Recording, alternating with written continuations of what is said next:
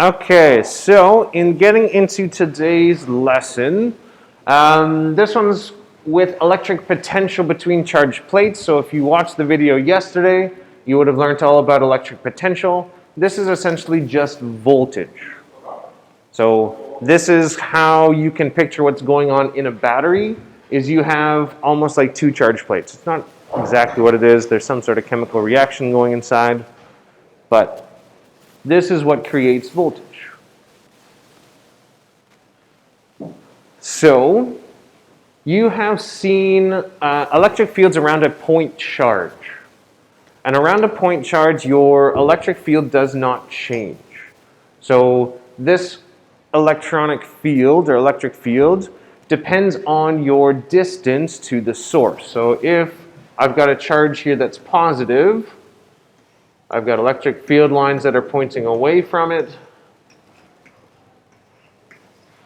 And you'll see that depending on where you are, your electric field is going to change. So if I'm further out here, I'll experience less electric field than if I'm closer together. This is what's called a non-uniform field. Non-uniform meaning it is not the same. Today we're getting into uniform fields, which makes life a little bit easier. So we can examine the electric field between two plates. So if I put two plates here and I make one of these positively charged and one of them negatively charged, we are going to have a uniform field between this. So my electric field lines are going to point from positive to negative, because if you imagine the test charge in there, away from the positive towards the negative.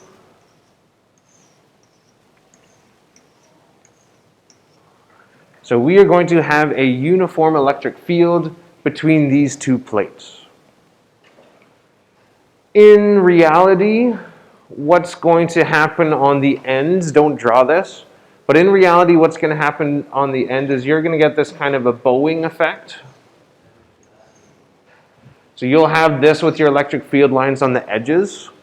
We're going to assume that we're so much in the middle of two plates that we don't experience this bending. So technically at the edges there's that rounding point, but we're not going to deal with that. We're just going to stick in the middle. So what these charged plates are, you can imagine just like two metal discs. One's got an excess of electrons, one has a depletion of electrons, so you create one that's positive and one that's negative. So essentially what you can imagine it as. There's many different types of charged plates you can have, but just imagine that for simplicity's sake. Any questions with this? Yeah? We're just going to consider between the two of these. So not out here and not down here, just in between. So because this is uniform, if I'm up here, I'm going to have the same electric field as down here, as in the middle, as somewhere over here. It's going to be uniform, the exact same. And that's simply because if I'm closer to the positive plate is going to push harder, and this one's going to push softer. Whereas if I'm closer to the bottom, the top plate is pushing less, but the bottom plate is pulling more. So they compensate each other. That's how you get the uniform field.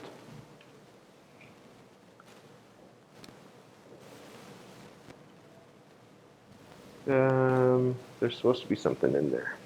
So in our uniform electric field, we cannot use the formula that we've looked at before. So before we had our electric field is equal to K, Q over R. Was this squared? I think it was. Yeah. So we cannot use this equation anymore. This is only for a point charge. Because we've got here, so we've got, let's say, this is point charge. And my R value, what is the R value again for this? Distance from the charge.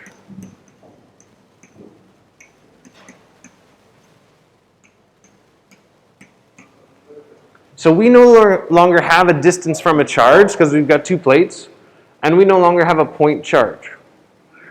So this only works for our electric field, or sorry, the electric field around a point charge.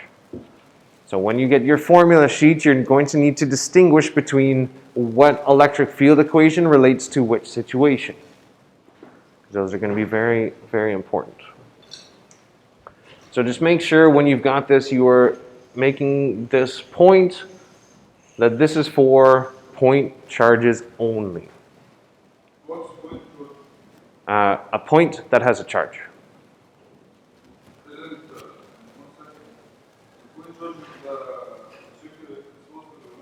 Yeah.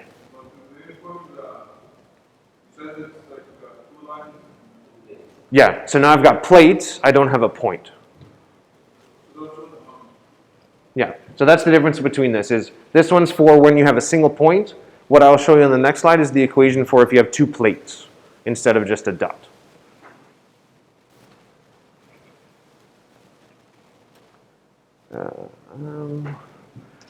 I'm just trying to compare it to your notes to make sure that you have the exact same thing going on here. So what we can imagine this, because we've been comparing to gravity a lot, so we can compare this kind of similar to our gravitational potential energy, if we're looking at the potential energy in a uniform field. So if I were to imagine a box and it is on a table, what would be, let's say, the gravitational field lines that are in this situation? If we wanted to look at the field lines of gravity, we haven't actually seen that. Oh. So this is just dealing with gravity. So think about it this way. What would, let's see, how can I explain this? So in an electric field, the direction of the lines points in the direction that a positive charge would go. With gravity, the lines are going to point in the direction that an object wants to go. So if this is a box sitting on a table, the gravitational field lines are going to point down like this. Because this is the tendency for our objects to move. Now, if I were to extend this, it's going to curve around the Earth. Well, we're just looking at a very set situation like this. So you haven't seen actually this before, but we can imagine that our gravitational field lines look very similar to my electric field lines. We just normally don't view it as such.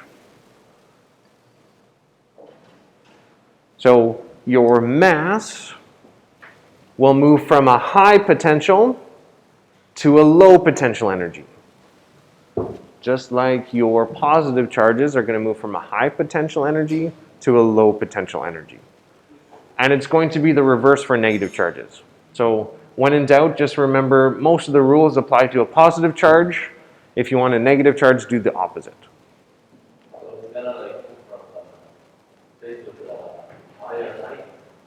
Yeah, which you have a higher potential energy, it wants to move towards a lower potential energy. Both.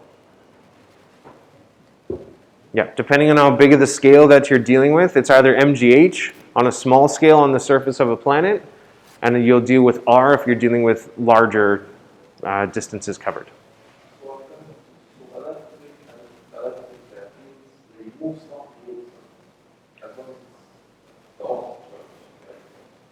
Yeah. And so I'll show you here when we get to the next one. I will do the comparison now with electric field in this. Is there a limit to how big the Earth is? What is like gravity? So, I mean, the forces that are attracting the two electric charges together will be dependent on the amount of charge and the distance between them. So it's very similar to gravity in that sense. I'm not sure what you mean by a limit with that.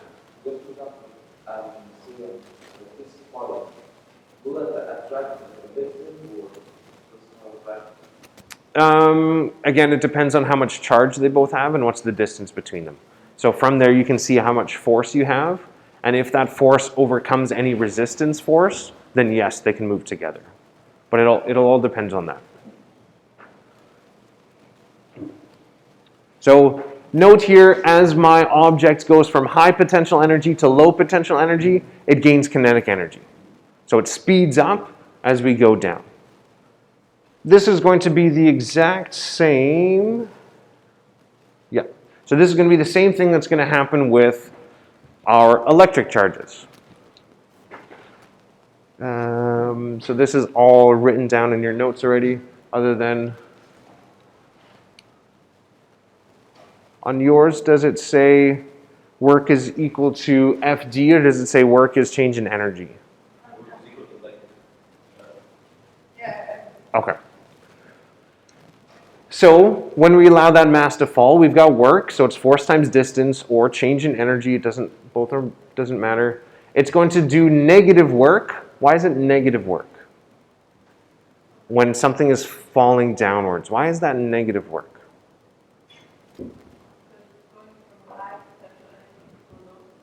Yeah, so it's partially due to it's going from high potential to low, but why does that create a negative amount of work?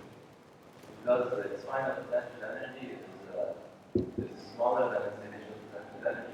Yeah. So final initial is Good. Yeah, so it's look at the work equation. Work is change in energy.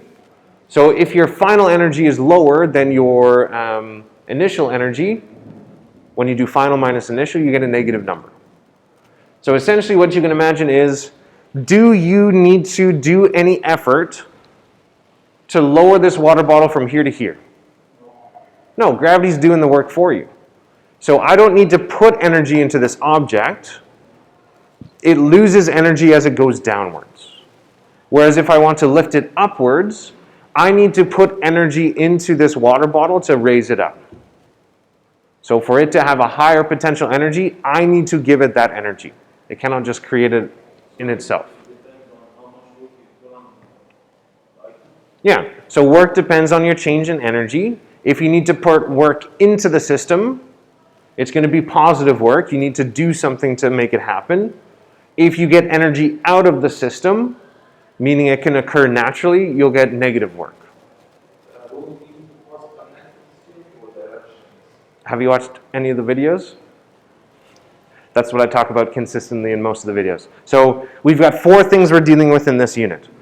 Electric force, electric potential energy, electric potential, electric field. 2 of these are scalars. You use positives and negatives. 2 of these are vectors. You don't use positives and negatives. So part of what you'll need to do for your test is know which one you'll use with which. And I'll show you, I have a chart somewhere that I keep promising to show and I never show it, but it summarizes everything really nicely. So you'll be able to see that. I think I posted it up online already. So now comparing this to our electric objects or electric charged objects. So let's say this is a positive charge and it is at the positive charged plate and this is the negative charged plate. I can imagine the exact same thing as we imagined with a mass, now with a positive charge. So a positive charge is going to move from a high potential energy to a low potential energy. So it's going to follow these field lines just like the mass does. Again, we're looking at a positive charge. The negative will always do the reverse. So when this moves from a positive to a negative, I lose electric potential energy, and that's getting converted into kinetic energy. Same thing as a mass falling. So this analogy between gravity and electrostatics, you'll recognize that this occurs consistently, and that's the best way for you to imagine what's happening, because it's hard for you to think of a positive charge moving between 2 plates. You've never experienced that. Gravity is a little bit something that you can understand a bit better. Any questions with this? With the ideas behind that? Yeah. That's a great question about this.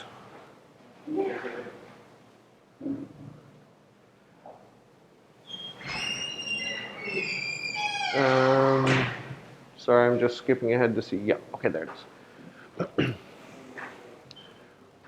So, to kind of summarize this a little bit, same thing with gravity. If I am letting that object to fall from a higher height to a lower height, there's negative work done.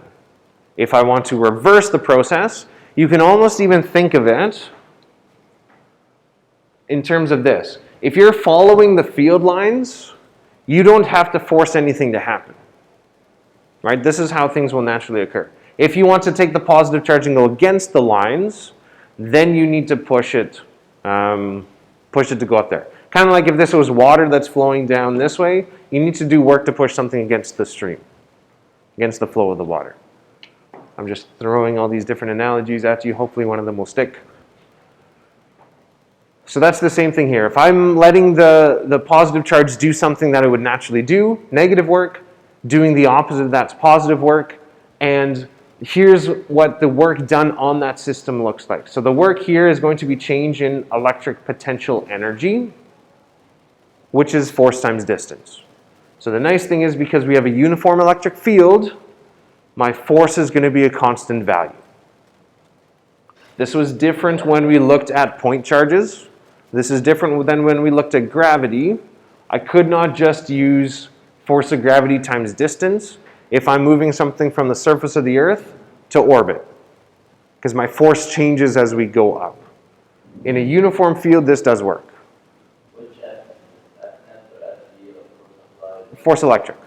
what's that? If we're dealing with the electrostatics, force electric. So it's the one number is like K, Q, and R. Yep, KQ1, Q2 over R squared. Yep. But you'll notice, actually, KQ1, Q2 over R squared will not work now that we have plates instead of point charges. So I need to show you those different equations. Well, you'll find out. So, we will get there eventually.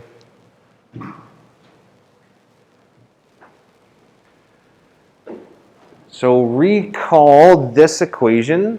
So change in your voltage or potential difference is equal to the change in potential energy over Q. If you don't recognize this, it's just from previous section in the notes. So this equation works no matter what. Point charges, charge plates, you're fine. And from this, we get this. So the electric field between two charge plates, you can't really see it. There's an arrow up there if you want to distinguish this from energy. So your electric field is equal to the change in the potential difference between the two plates. So what is the difference in those voltage? Divided by the distance between those two plates. So here is my electric field that is specific to charged plates instead of a point charge.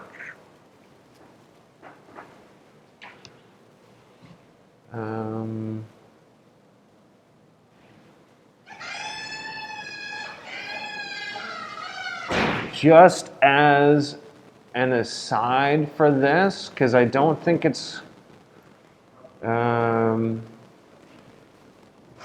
as a reminder, because it's not here written in the notes, there was an old equation that I gave you for the force that you probably just don't remember for this. So force electric, the general equation for this was, what do I got?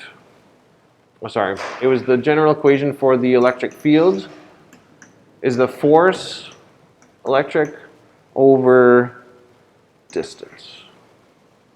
Sorry, not distance, Q.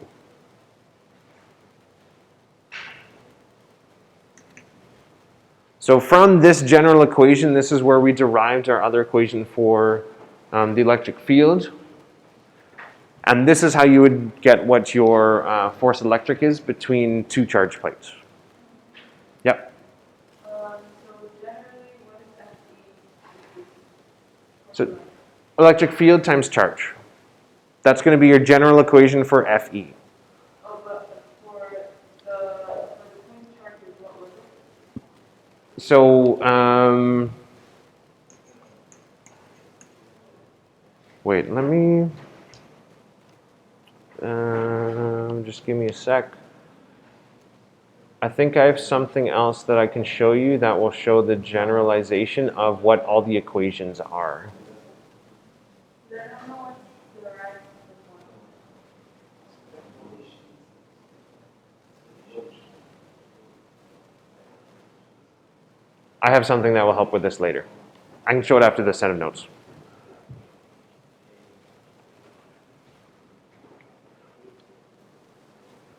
So let's give this a try. So I want to know what's the electric field strength between two parallel plates. They have to be parallel. I won't give you anything that's not. They are 6 times 10 to the negative 2 meters apart. The potential at the top, or the voltage at the top, is 6 volts, and the bottom plate is negative 6 volts. So in order to get this, we need to use the equation we were just given, which should pop up at any second. Nope, so I need to fill it in. So if you want to visualize this, I can show you what it looks like. So here's our plates. Oh, I'm on the wrong question. There we go. So here's my 2 plates. I've got positive 6 on the top. I've got negative 6 on the bottom. And we're told this distance between them is 0.06 meters. And I need to figure out the electric field. This one's easy. You just have the equation for it, which I only teach once every year, so I never remember this equation. Change in voltage over the distance between them. I have the change in voltage is 12, and then the distance between them 0.06. The difference in the voltage, always use the positive value. So if you did minus 6, and you get negative 12, always take the positive value here. So this would give us 200, and if you wanted to just get the equation from this, or the unit, so voltage per meter. You can also, so that the other unit for this, just as a reminder, you're going to have newtons per coulomb. Either one of those works. I don't care which one you use. It's the same either way. Yep. Where did you do that? This one, flip back in your notes. It's right there. Oh, No, not the other set of notes. Like it's like a couple slides before this. Yep. Where's what, sorry?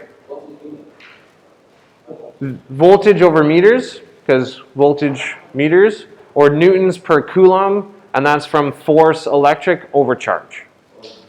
And that's from this equation. Either you do voltage over distance, so V over M, or newtons over Q, or which is the charge, which is in coulombs. Any other questions with this?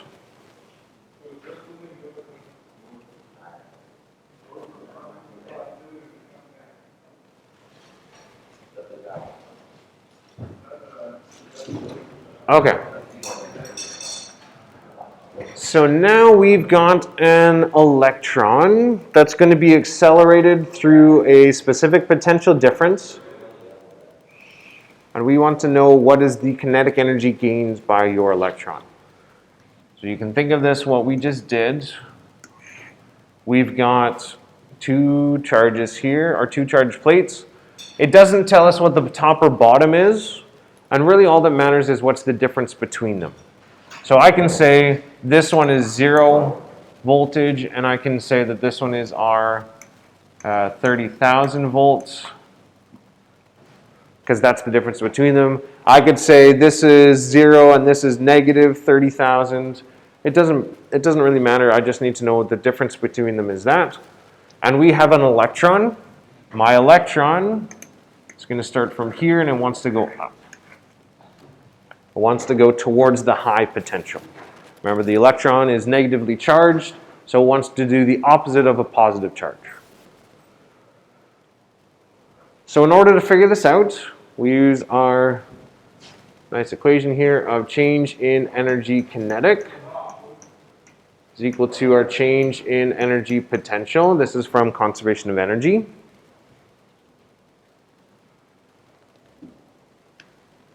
To get our change in potential energy, so negative, we have an equation for this.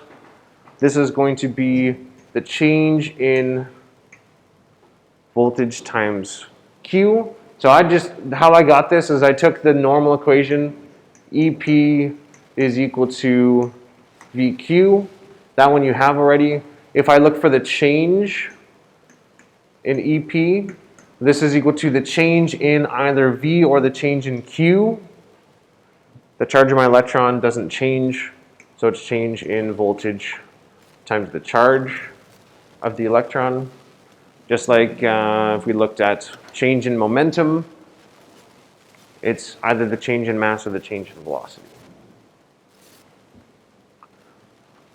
So I have this negative change in voltage. So my change in voltage, I'm going from 0 up to 30,000. So in this case, it's going to be the final voltage minus the initial. My final is 30,000 minus the initial, which is 0. So here's where you need to take into account, is my negative charge going from 0 to 30,000 or from 30,000 to 0? So, yeah, so that's why you need to make sure you recognize what direction something's flowing. So just as a reminder here, this is VF, VI, not to be confused with velocity. These are your voltages. Yeah. Yes, that's right. Yeah, proton, it would go down, electron goes up. Or it doesn't say these are up and down, it could be left and right. But, yeah.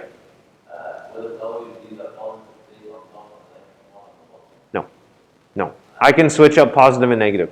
It doesn't give you anything in the question, so the direction is arbitrary at this point.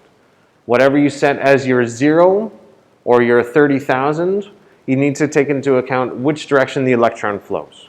So if I set it up sideways, and I said this is 0, this is 30,000, you just need to know my electron would go from here, low potential to high potential.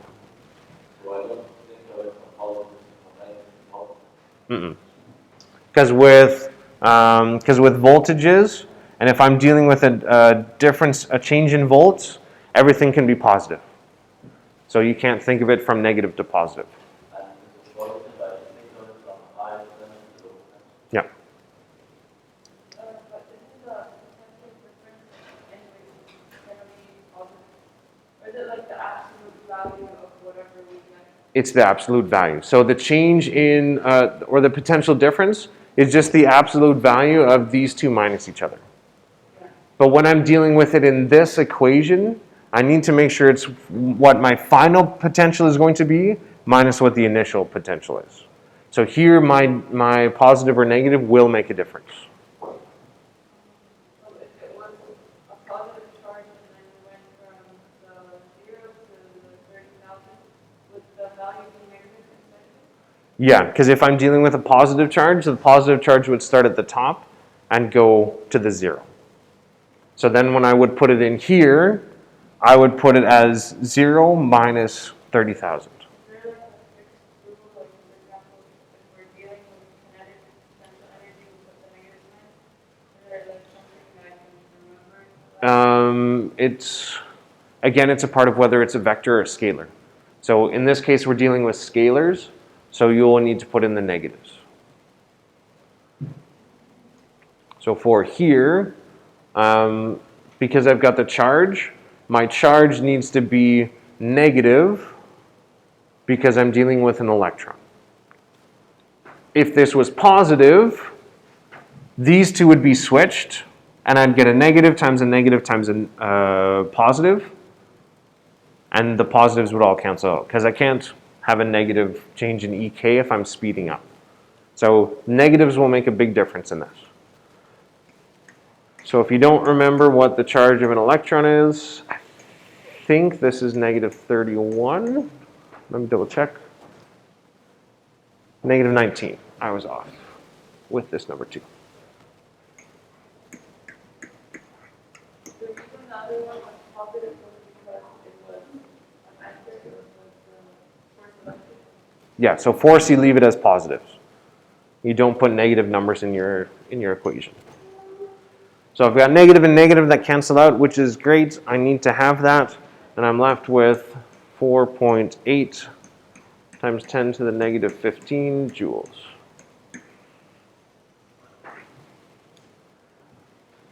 So your electron is accelerated, meaning it is speeding up. So I should have a positive change in kinetic energy. So lots of these with the positives and negatives, you can kind of intuitively try and think through it. Any questions with this one?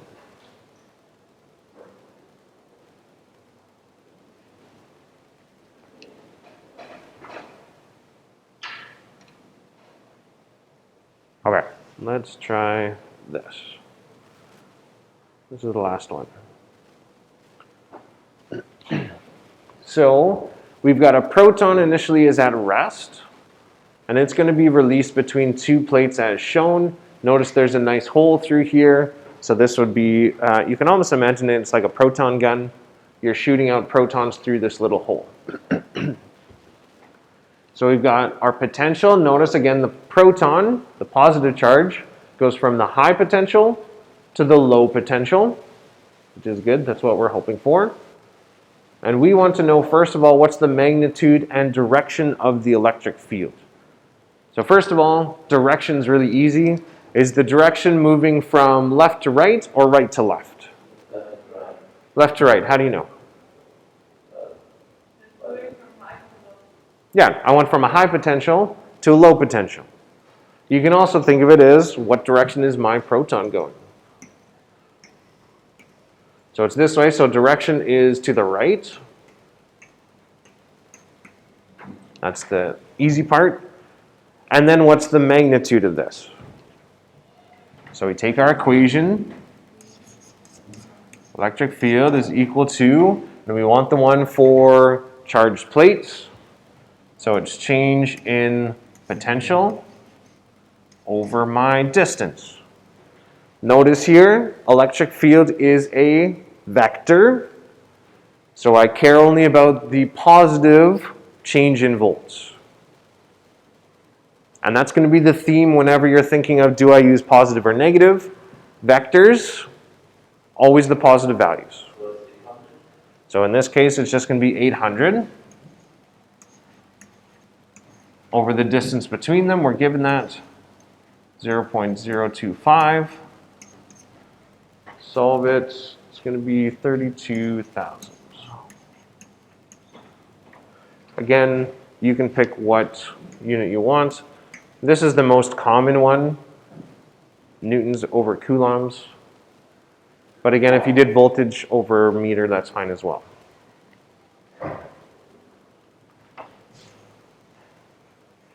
So this is our value for electric field and the direction. Next, we want what is the force. Yeah. Yeah. Yep. Just like with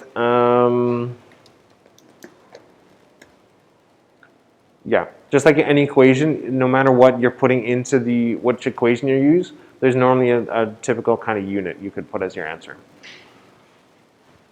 So my equation, I just showed you this for the force electric. It's going to be my electric field times Q. So Q in this case is going to be charge of the proton. So I have my electric field, we just solved for that. We have the charge of a proton,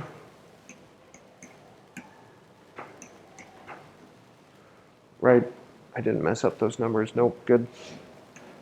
Goes 5.12 times 10 to the negative 15 newtons.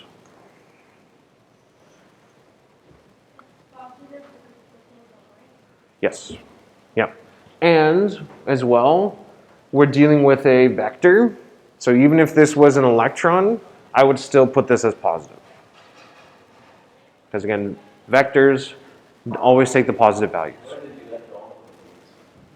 This is your elementary charge. So the charge of your proton, the charge of your electron is 1.6 times 10 to the negative 19. No matter what. That's a constant. Yeah. So it only depends on the electricity strength. Basically, yeah. Or if you had, say, an alpha particle, which you'll probably recognize comes up a lot in your practice problems. Alpha particle is 2 protons, 2 neutrons. So then you'd have 2 times this as your charge. Or it could say, I don't know, the nucleus of a carbon atom, if they really wanted to. And then you'd have, I think carbon is either 6, carbon is 6, oxygen is 8. So then you'd have 6 protons, so 6 times this. I don't think there's any questions like that, but that's where that comes from. So if we wanted to figure out now what's the velocity, or what's the speed, I would first, well, there's a couple ways you could go about doing this. One of the ways is the fact that your force is constant. You have the mass of a proton, or that's a constant value you should have. You can get acceleration. From acceleration, you can get the final velocity. So that's one way you could do it. That's not the easiest way, but that's one way you could do it.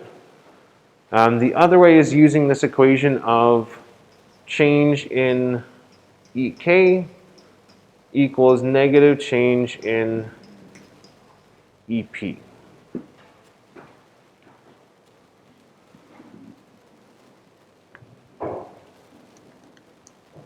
So you could use this. I don't have a ton of space to write this all out. So it starts at rest.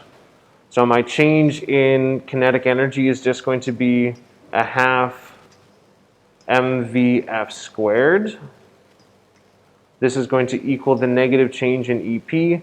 And remember, this is equal to the change in the potential times charge.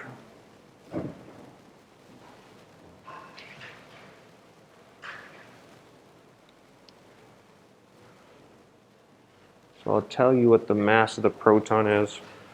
So we got a half mass of the proton, 1.67 times 10 to the negative 27.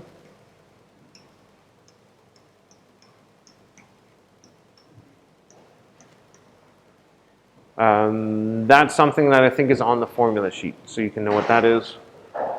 Times Vf squared.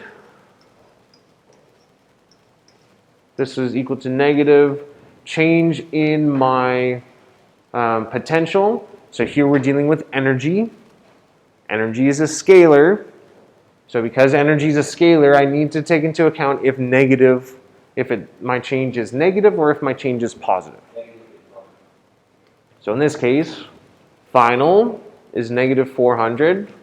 Initial is 400. So when I go final minus initial, I will get a negative 800. And then times the charge, we have the charge already. 1.6 times 10 to the negative 19. Sorry, it's a little squished up here. We get 3.92 times 10 to the 5 meters per second.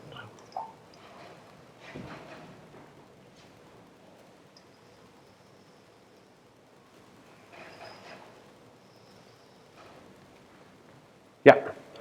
Yes. Yes.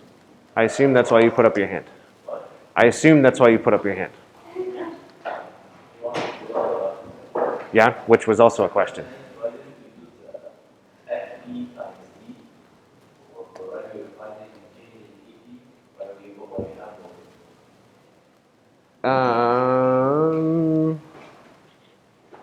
Which equation are you looking at? Yeah.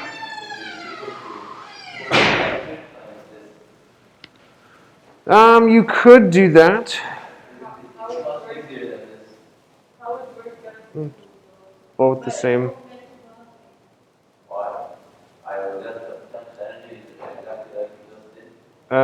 So change in potential energies, force times distance.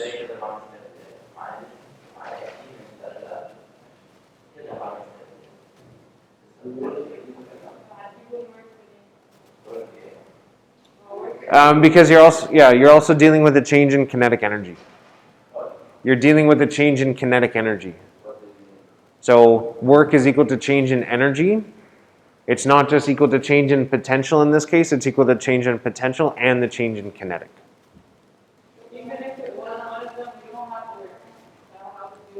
Yeah. Well, he's saying that work is, because there's an equation from before where it said work is change in energy potential, which is force times distance. So he was saying change in energy potential is just force times distance.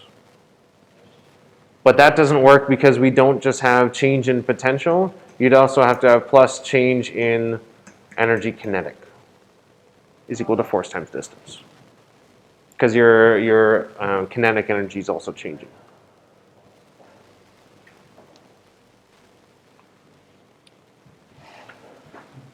Any other questions with this?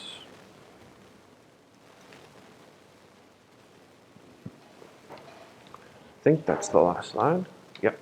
So tomorrow's stuff basically takes this, and then we add 2 more plates like this. So it shoots out here, and then it's going to curve because of the other plates. That's essentially what tomorrow's is. Tomorrow's online, yep. So tomorrow you will get to figure out how, you know, the old school TVs that are really massive, you're going to figure out how those things work.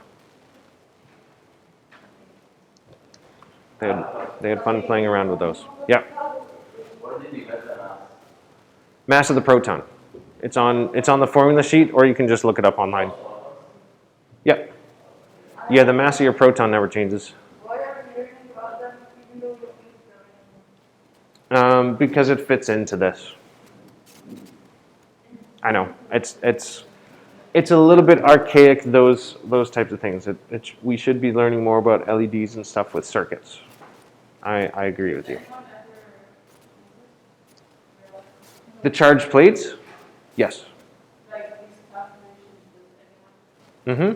So doing something like this is actually how they figured out the mass of particles, is doing something like this. So the mass of the electron, actually, I think the mass of the electron they picked out somewhere else. But I know, like, what you can do is you can shoot a particle using charged plates, and then put it into a magnetic field. So something we'll learn next unit, and then it spins around in circles, and you can determine the mass from that. But in order to shoot a single particle, they use a charged plate like this. The what?